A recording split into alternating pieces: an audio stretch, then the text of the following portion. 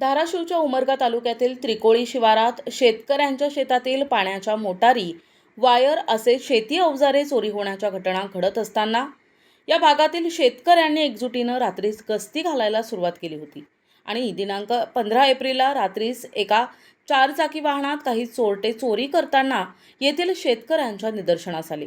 तेव्हा या शेतकऱ्यांनी येथील 4-5 चोरांना पकडले आणि उमरगा पोलिसांच्या स्वाधीन केले। एक 4 चाकी वाहन, एक दुचाकी वाहन, 4 चोर आणि काही चोरलेले साहित्य असे सर्व काही पोलीस ठाण्यात जमा केले आहे, अशी माहिती शेतकरी तथा सामाजिक कार्यकर्ते अभिषेक औरादे यांनी NTVशी बोलताना माहिती दिली आहे। पासून कोरेगाव तलाव त्रिकोळी रोड येथील शेतकऱ्यांच्या तळ्यातील मोटरी, वायर, शेतातील साहित्य चोरी जाण्याचा प्रकार वाढलेला होता।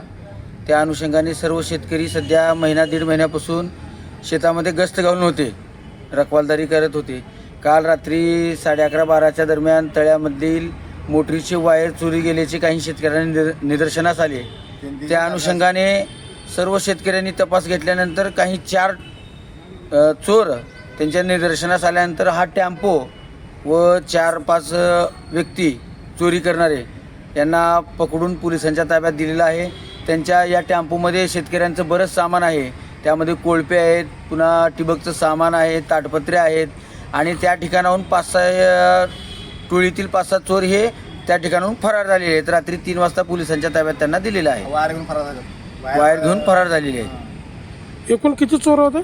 एक 10-15 जण होते ते, त्यातील 4-5 जण पकडले गेले ते त्या ठिकाणी। शेतकऱ्यांनी चोरांना पकडलं? हो, शेतकऱ्यांनी चोरांना पकडलं। प्रतिनिधी सचिन बिद्री, NTV न्यूज मराठी, उमरगा, धाराशिव।